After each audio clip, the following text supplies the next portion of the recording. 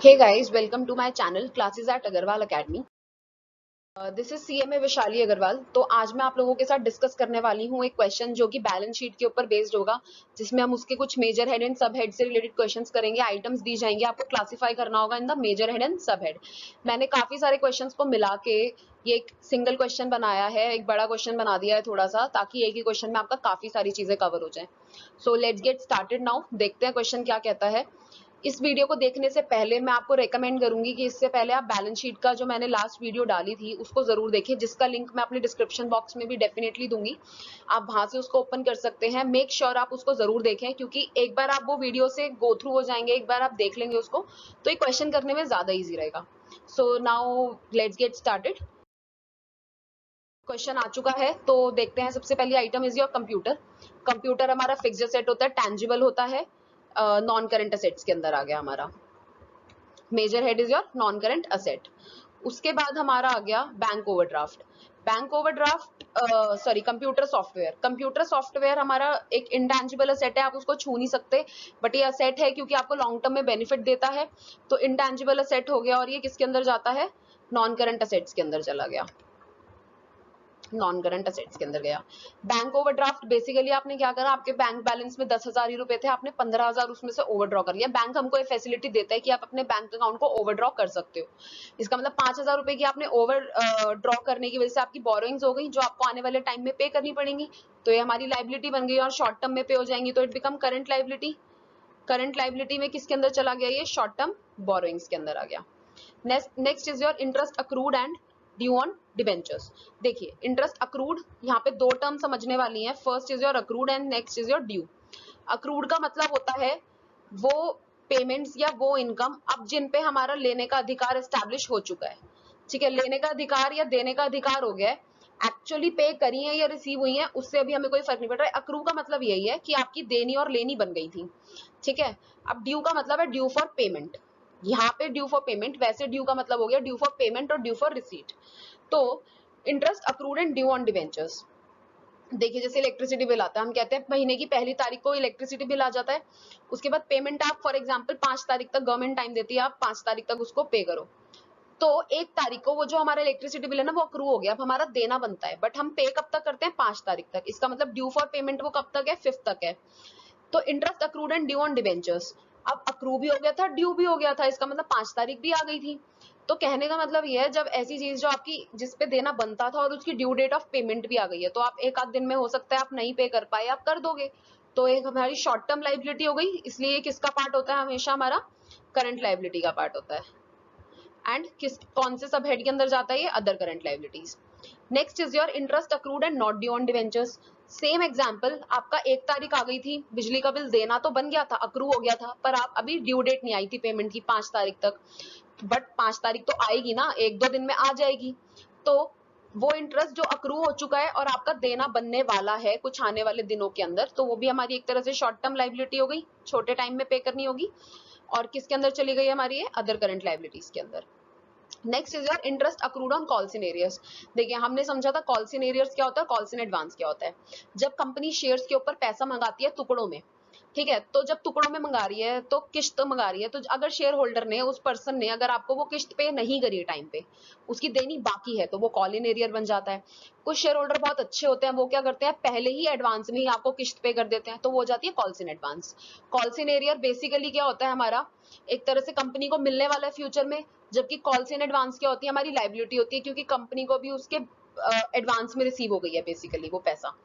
तो जब calls in arrears है, जब उसने आपको पैसा नहीं दिया तो आप उससे इंटरेस्ट चार्ज करोगे, उसकी लेट पेमेंट के ऊपर आप उससे इंटरेस्ट लोगे, तो वो इंटरेस्ट क्या बन जाता है? हमारा असेट बन जाता है, क्योंकि फ्यूचर में वो आपको मिलने वाला है। और शॉर्ट टर्म में मिल जाएगा, ज्यादा लंबे टाइम के लिए तो होता नहीं है। तो इसलिए ये किसका पार्ट हो गया? करंट असेट का पार्ट हो गया, और ये किसके अंदर चला गया? अदर करंट असेट्स के अंदर चला गया। Same way interest accrued on calls in arrears, interest accrue हो चुका है, अब calls in advance. Calls in advance का मतलब हो गया कि अब आपको देना पड़ेगा, क्योंकि उसने आपको जल्दी पेमेंट करी थी, फॉर अर्ली पेमेंट आप उसको इंटरेस्ट पे करोगे, तो जब पे करोगे तो शॉर्ट टर्म लाइबिलिटी बन जाएगी, तो इट बिकम्स करंट लाइबिलिटी, और ये किसके अंदर चला जाएगा? हमारा अदर करंट लाइबिलिटी के अंदर चला जाएगा। नेक्स्ट इज योर अनपेड और अनक्लेम डिविडेंड।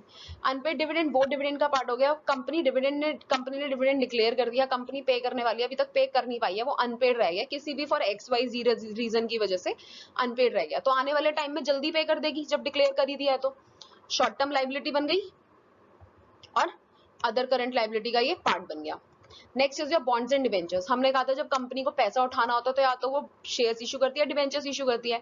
डिवेंचर्स कंपनी की लाइबिलिटी होती है और नॉर्मली लॉन्ग टर्म के लिए इशू करती है, तो डिवेंचर्स या बॉन्ड्स कोई बहुत ज्यादा फर्क नहीं होता, थोड़ा बहुत 19-20 फर्क होता है बॉन्ड्स और डिवेंचर्स में। मैंने दोनों को स्लैश डाल के इसलिए लिख दिया क्योंकि ऑलमोस्ट दोनों का नेचर सेम होता है, होती दोनों लॉन्ग टर्म बोरोविंग्स ही है। नॉन करंट लाइबिलिटीज में चलेगा ये कौन से हेड के अंदर, लॉन्ग टर्म बोरोविंग्स, कंपनी ने पैसा बोरो करा है।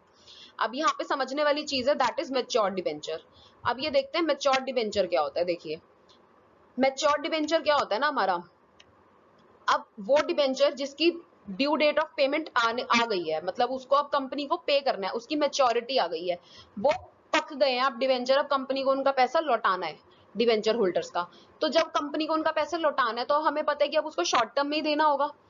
तो हमेशा याद रखिएगा कोई भी ऐसी लाइबिलिटी जिसकी मैच्योरिटी डेट आ गई है या फिर आने वाली है विद इन 1 ईयर, वो हमारा उस लॉन्ग टर्म लाइबिलिटी से हट के हमारा करंट लाइबिलिटीज का पार्ट बन जाता है, क्योंकि अब वो लाइबिलिटी आपको पे ऑफ करने का टाइम आ गया है।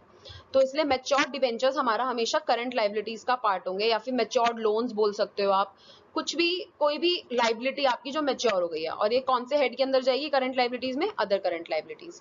Next is your sinking fund. Sinking fund company क्यों बनाती है? सिंकिंग फंड एक तरह का रिजर्व होता है, एक गुल्लक होती है हमारी, जिसके अंदर कंपनी धीरे धीरे पैसा इकट्ठा करती रहती है। क्यों?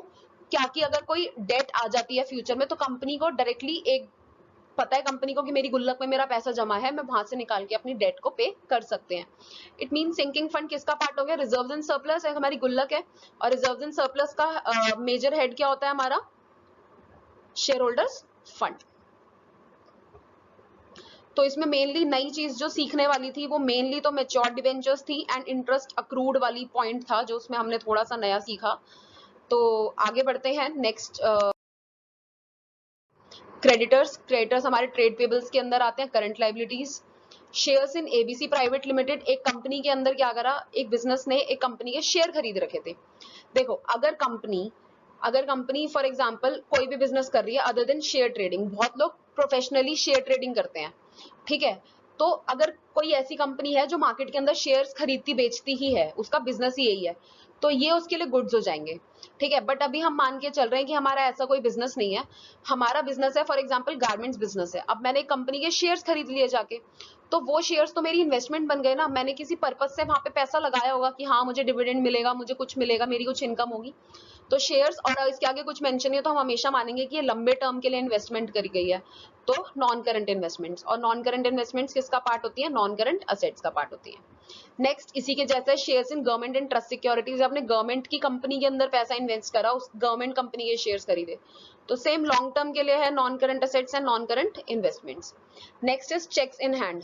हमने पढ़ा था चेक इन हैंड, अभी पैसा नहीं है, चेक आ गया, बैंक में डिपॉजिट करोगे पैसा मिल जाएगा, बेसिकली कैश के इक्विवेलेंट ही हो गया, तो ये जाता है cash in cash equivalents, and cash in cash equivalents हमारे कहाँ जाते हैं? करंट असेट्स के अंदर जाते हैं।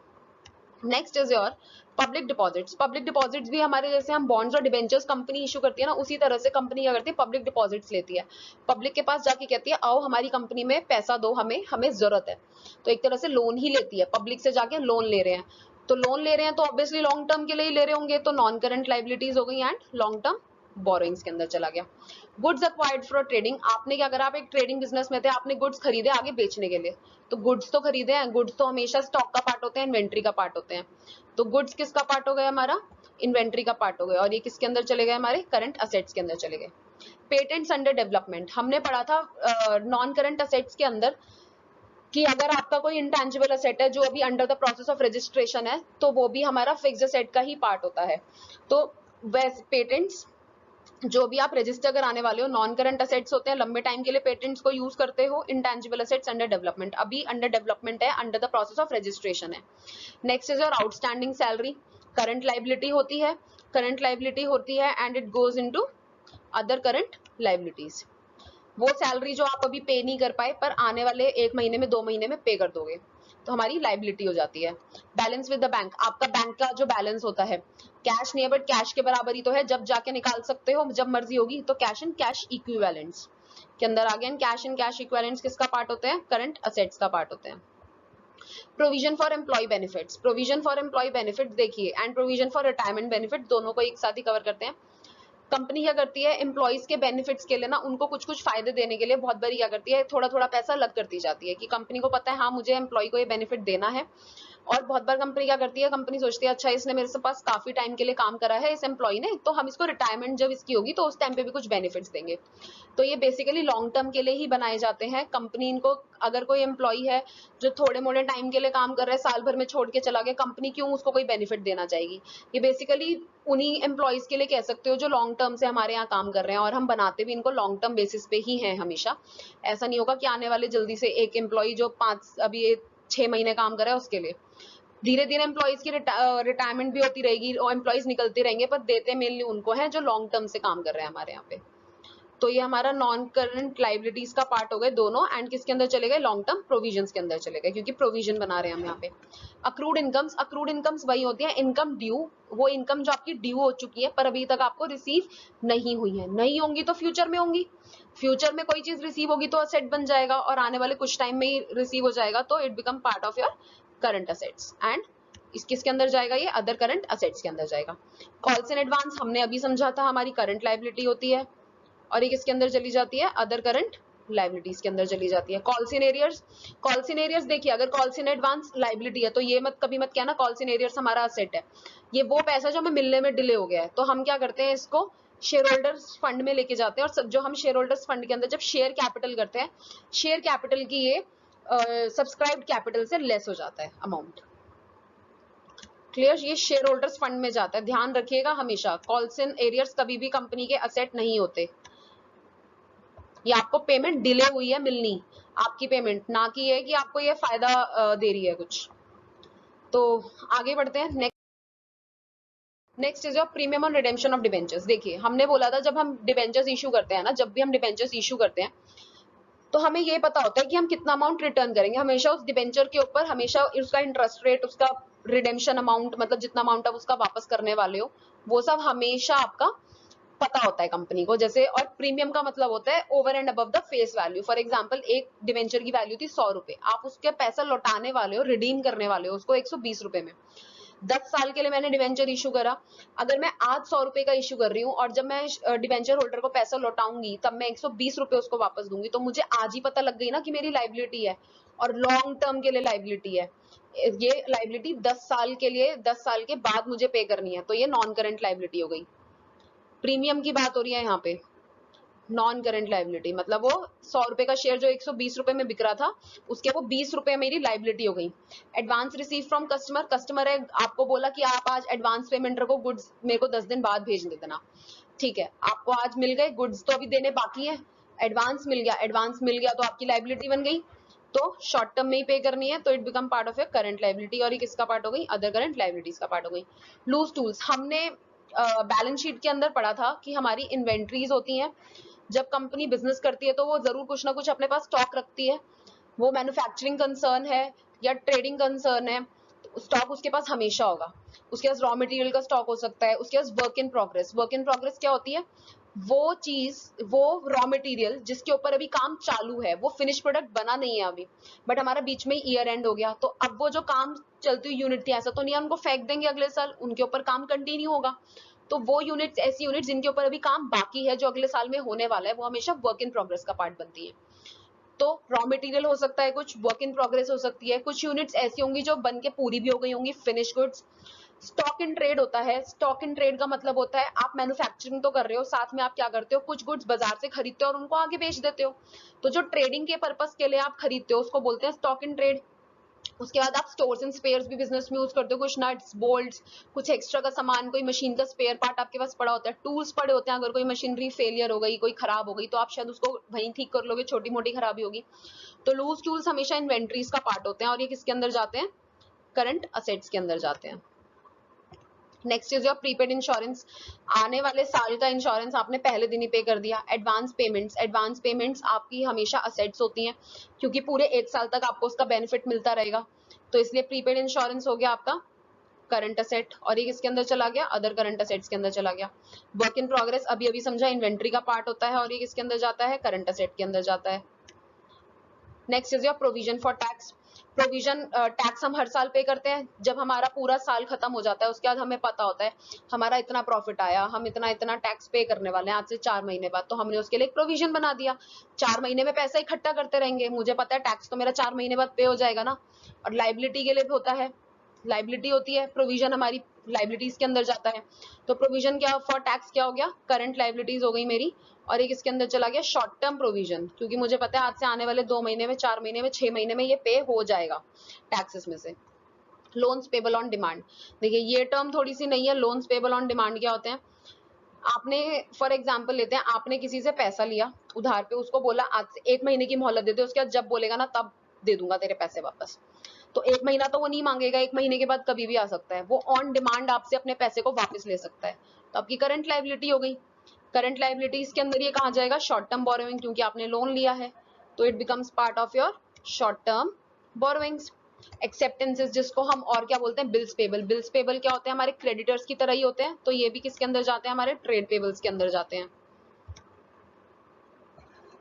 फोरफिटेड शेयर्स, फोरफिटेड शेयर्स वो शेयर्स होते हैं जिनके ऊपर क्या होता है ना, एक बंदा था फॉर एग्जांपल कंपनी ने शेयर्स इशू करे, उससे पैसे मंगाए, वो बंदा पैसे ही नहीं दे रहा, ठीक है, तो आप क्या करोगे, बहुत तंग आने के बाद आपने क्या करा, आपने बोला जा अब मैं तुझे शेयर्स दूंगा ही नहीं, और जो तूने पैसा अभी तक दिया भी है ना, किस्त जो तूने भर भी दी है ना शेयर की, वो भी तुझे वापस नहीं करते।